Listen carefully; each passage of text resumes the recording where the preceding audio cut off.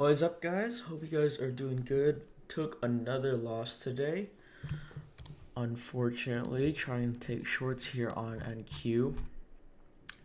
I really don't have any issues with this loss. I think it was just a little bit.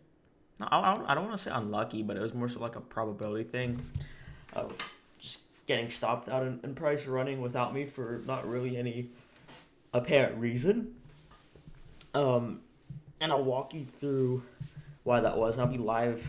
I guess I'll be live tape reading this back, so maybe I can catch something. But I'm really not sure what I could have done differently for this trade, really.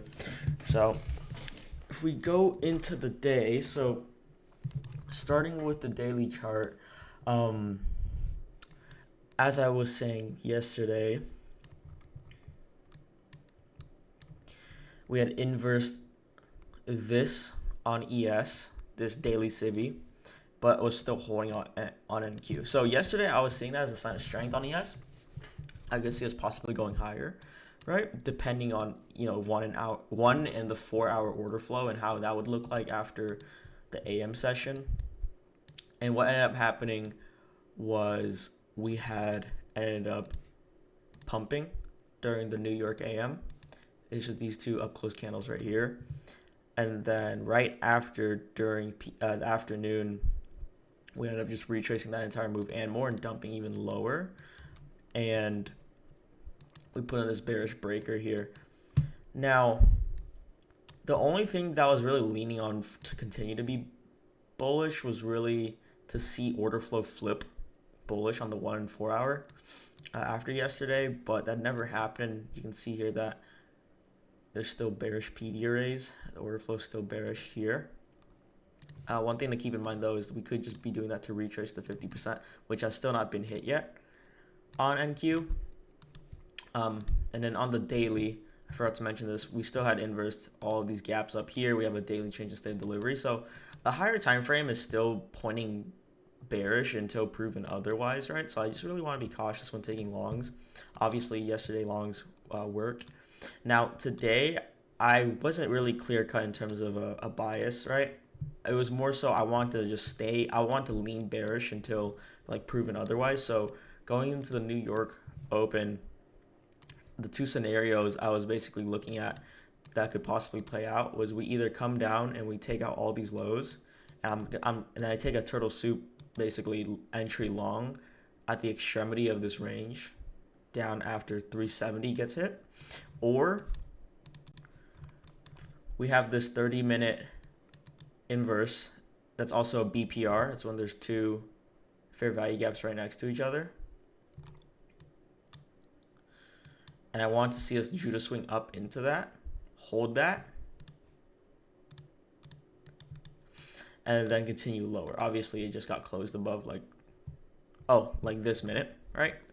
So I'm probably wrong on the bias, so I'll be reviewing that too. But I want to see a juice swing up in here, that hold, and continue lower.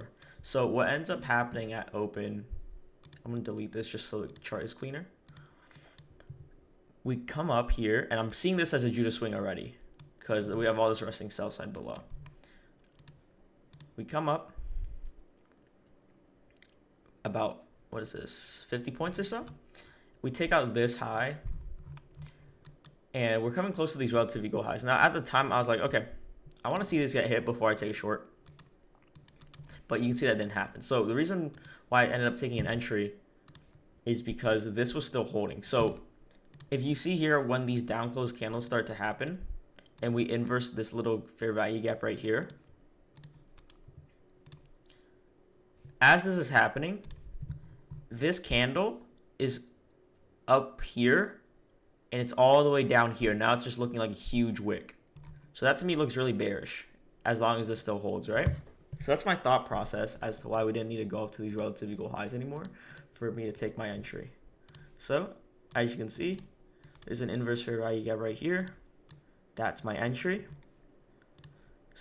Entries like around here. I think I had a little bit worse of a fill down at 80. 35-point stop, a tick above the swing high.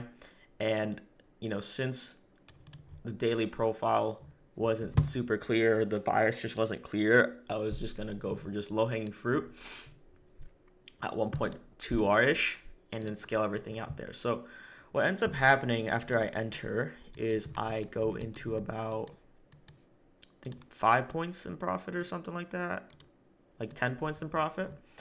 And at this low, we put in like an SMT. Yeah, we put in an SMT here with ES, and then price reverses on me, and then we put in this order block to the upside, takes me out of my position, and then immediately just runs straight to the target. So that's that there. Now, I still have no idea why this happened, because at the time when I was in this trade, I was like, okay, there's a small chance, I don't think it's gonna happen, that we're gonna just go all the way back up to these highs up here, sweep that, and then continue lower. But you can see that when I got manipulated out of the trade, these highs are still left intact. So it's really,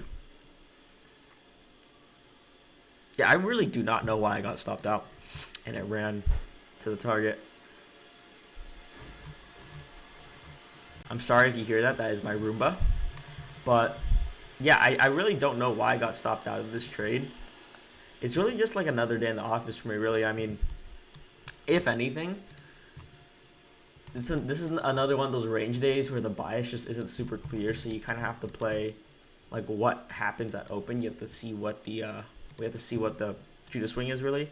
So these days are typically like not as great for price action. So that could just be a reason why I got stopped out there. But man, I really do not know. I think it's just, honestly, just think it's another day in the office, really. Like, I really do not know. I'm completely fine with taking this loss. So yeah, that's the trade recap for today, guys. Hope you guys enjoyed the video, and I will see you in the next one.